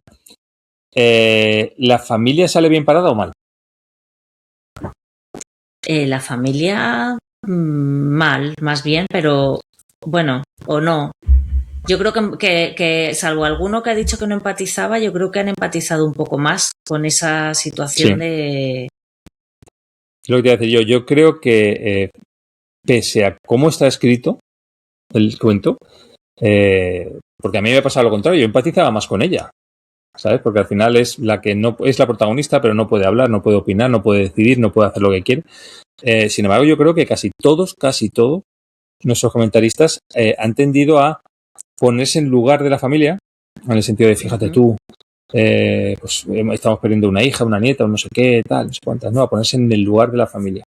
Es curioso, que no es una crítica, no está ni bien ni mal, pero que a mí me ha chocado, porque en mi caso era lo contrario, o sea, yo me ponía en el lugar de ella. ¿Será que soy drogadicto? A lo mejor también yo, no lo sé.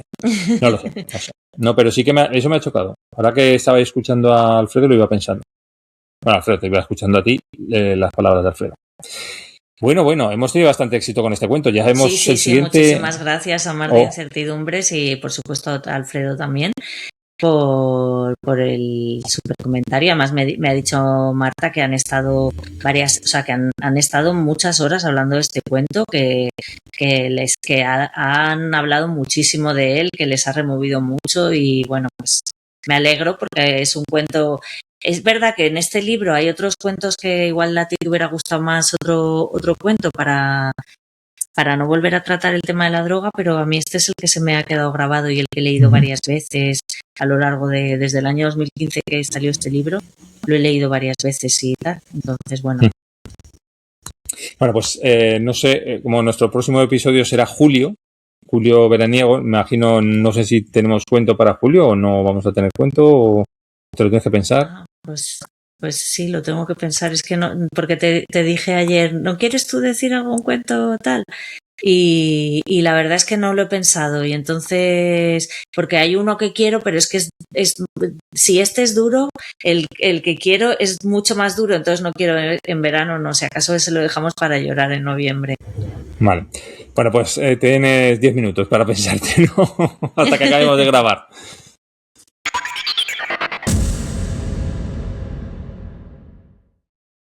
Bueno, habéis visto que en este programa estamos mezclando imágenes, hemos mezclado una parte está grabada en videoconferencia a trío, en otras partes la presentación estamos en ello juntos, aquí estamos por separado, bueno, ¿y todo esto por qué? ¿Por qué esta mezcla de situaciones y de ambientes? Alguno no tiene tanta explicación tan fácil, ¿no? Pero el fin de semana pasado se celebró en Castellote el Festival Cariñar. El fin de semana pasado para vosotros es hace 2 fines de semana. Bueno, vale. El fin de semana del 20, 21 o algo así se celebró en Castellote, Teruel, el Festival Cariñar por la Escuela Selecta de Escritura que está en Valencia, que son Quique Parra Beinat y Bárbara Blasco. Y nada, pues ha sido un fin de semana en un pueblo de Teruel precioso, que hacía bastante calor, por cierto, que es un pueblo muy, muy curioso porque es un pueblo también sacado como de un cuento, de una película de Ghibli, en el que cruzas un túnel y apareces en el pueblo, partes del bosque o de la naturaleza y pasas un túnel y de repente estás en mitad del pueblo, no en un lado, estás en la plaza del pueblo al pasar el túnel, ¿no? Y es como muy curiosa la entrada en ese pueblo. Y luego, David Lynch hubiera hecho otra serie, otro Twin Peaks. Hubiera hecho otro festival. Bueno, cariñar significa echar de menos, que ya la palabra en sí es muy bonita, ¿no? Porque tú estás allí y sabes que vas a echar de menos esos momentos, ¿no? Vividos. Entonces, nada, el viernes hubo una presentación en una plaza muy bonita. Luego, bueno, todo es bonito en Castellote, casi todo es muy bonito, un pueblo de piedras así antiguo. Luego hubo en una bodega, pues hicimos un par de ejercicios de escritura con Bárbara y con Quique, mientras bebíamos un vino muy rico de la zona. Y al día siguiente, que ya viniste tú, Fernando, ¿te acuerdas que viniste? Al día siguiente hubo una charla de Isabel González. ¿Fue la charla de Isabel González? No, eso fue por la tarde. Fue por la mañana. Por la mañana. Sí, vale, sí, por la mañana hubo una charla de Isabel González sobre su libro La geometría de los cuentos, que Fernando, yo creo que alguna vez lo hemos enseñado aquí, o no sé, si no ya lo enseñaremos porque algo haremos con ese libro. Y luego por la tarde hubo la presentación de un libro de Ismael Martínez Biurrun, que lo tengo por ahí, pero bueno, ahora no voy a ir a buscarlo. Y había también un puesto de venta de libros, compramos algunos libros y... No, la gente en general compró libros, sí. Sí, la gente y nosotros, bueno, yo por lo menos, y me regalaste un libro y yo después volví a comprar otro que ya te pasaré porque creo que te va a gustar mucho. ¿Y qué más? Y al día siguiente, bueno, y después de esto nos fuimos a una era en la parte alta del pueblo sin llegar al castillo, el castillo se veía abajo y allí por el camino fuimos por al lavadero, Andrés leyó unos poemas, Andrés creo que se llama García Cerdán, perdón si no me acuerdo del nombre exacto, leyó unos poemas y tocó unas canciones con la guitarra y luego ya subimos a la era y allí Almudena dio una pequeña charla y nos leyó un cuento suyo. Y al día siguiente... Almudena Sánchez, perdón. Sí, Almudena Sánchez, escritor. Bueno, todos estos son escritores, poetas, escritores. Y al día siguiente hubo otra charla de Almudena Sánchez en torno a 3 escritoras que son, ahora mismo no me acuerdo qué escritoras son, fenomenal, Ana. Está en el programa, puedes poner luego el programa aquí o algo. Bueno. Estuvo fenomenal. De Almudena Sánchez me gusta mucho que hablaba de de que la literatura se mezcla con la vida y la literatura y la vida con la literatura. Y las escritoras de las que habló hablaban de la maternidad también, de cómo la maternidad se mezcla también con la literatura y me gustó mucho lo que comentó de ellas, estuvo muy bien. Y ya después de eso nos tomamos un vermú de despedida. ¿Otro vino? ¿Te hizo otro vino? Bueno, yo me tomé una caña, perdón. Y luego luego la gente, casi todo el mundo se fue. Tuvimos una última comida con Bárbara y Kiki, algunos que quedamos. Allí nadie bebe nada porque luego teníamos que coger el coche para volver a casa. Y la verdad, y luego el viaje de vuelta, que para mí fue como también maravilloso porque hacía una temperatura estupenda, no había nada de tráfico a diferencia del viernes. Llevas gafas de sol. Es verdad, pero no me las puse mucho porque eran demasiado oscuras y no estoy acostumbrada a conducir con gafas de sol. Y solo si el sol me daba en los ojos me las ponía. Y nada, y ha sido un fin de semana estupendo en el que hemos podido estar con nuestra querida Isabel González. Uh-huh. Ha sido muy bonito y también con todos los demás que también ha estado fenomenal.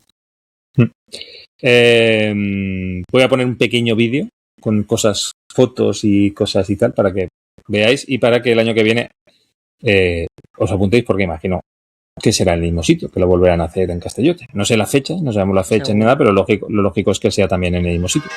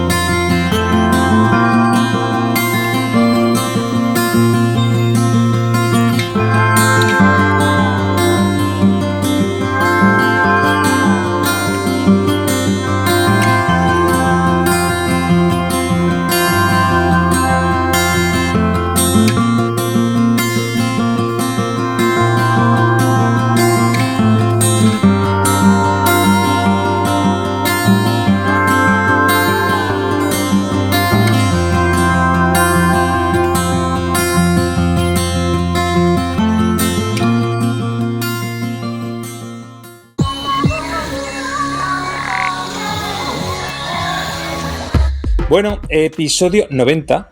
90, ¿eh? Es verdad. Episodio 90. Episodio 90 y hemos tenido de todo. Hemos tenido un montón de comentarios sobre un cuento en el que nos quedaríamos a vivir. Hemos hablado de un cuento, un libro, una novela que os dijimos de leer, pero también nos hemos quedado un poco ahí que no sabíamos qué hacer. Hemos tenido un libro de reclamaciones, hemos hablado de un festival literario, hemos tenido una desnoticia. Yo creo que igual se os ha hecho hasta largo el episodio de hoy. Acostumbrados. Va a ser un programa larguito, sí. Acostumbrados a lo que veníamos siendo hasta ahora, igual este episodio es un poquito largo. Pues toca el momento de agradecer, que no lo hemos hecho. Vale, y vamos a repetir de agradecer. Vamos a leer para el mes que viene, por si alguien quiere adelantar la lectura, Las carniceras de Sophie Demange, publicado por Siruela, Nuevos Tiempos, y vamos a leer el cuento Charquitos de lluvia de Carlos Frontera, que está publicado en el libro Andar sin ruido, también de Páginas de espuma. Lo he improvisado ahora mismo mientras estábamos grabando, entonces no he querido... Tenemos que hablar con el autor primero. Sí, tenemos que hablar con el autor, pero estoy segura de que me va a decir que sí, que le gustará la experiencia.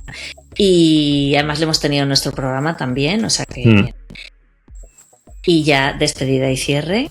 Despedida y cierre. Pues muchas gracias. ¿A quién? Que es que yo no me lo sé. Entonces yo doy gracias a todo el mundo porque no me sé. Muchas gracias a Ana Nuria Corral por el logo, que hoy, como veis, tenemos el logo incorporado al vídeo. Muchas gracias a Charles Matusevsky. Ya llevamos un par de episodios con el logo incorporado. Yo creo que ¿En serio? No nos ves, Ana. Pues el último lo he visto. O sea, lo he visto, Oye, lo estoy escuchando en Spotify, pero claro. Ah, bueno, sí, pero si lo escuchas en Spotify igual no lo ves. Claro, pues debe ser eso. Pero sale el vídeo también, bueno, da igual. A Charles Matuszewski por los jingles, a Jara por las cortinillas, a Alejandra siempre en nuestros recuerdos. Déjala que apruebe alguna. Las reseñas piratas de Alejandra en nuestro recuerdo. Muchísimas gracias a Mar de Incertidumbres, a Alberto Jodra por la entrevista, a Alfredo y creo que muchas gracias a todos los comentaristas, sí, de Mar de Incertidumbres. A Mar de Incertidumbres incluyo dentro no solo a Marta, sino a todas las personas que van a los talleres de Marta que nos han comentado hoy y que agradecemos muchísimo sus comentarios. Y si alguno se nos ha quedado en el tintero, perdonadnos porque nuestra intención era que salieran absolutamente todos. Y muchísimas gracias, Fernando, por 90 meses aguantándome, que se dice pronto, ¿eh? Sí. Me lo paso muy bien contigo, 90 veces, 90 programas más haría. Te lo has pasado muy bien conmigo 90 veces en los últimos 8 años, ¿no? 8 por 12, 97. Sí, en los últimos 8 años, 90 veces. Está muy bien. Creo que es alguno más, ¿no? Porque alguna vez sí que llegamos a hacer algo entre medias, pero bueno, 90. Oficialmente el canon es 90 episodios. Bueno, algo habremos hecho entre medias, sí. Y muchas gracias a ti también, evidentemente, por aguantarme a mí. Y por todos estos meses de libros y de lecturas y de sacarme de mi zona de confort literaria, ¿vale? He leído muchas cosas que desconocía. Algunas me han gustado, otras no, pero bueno, me ha sacado leería.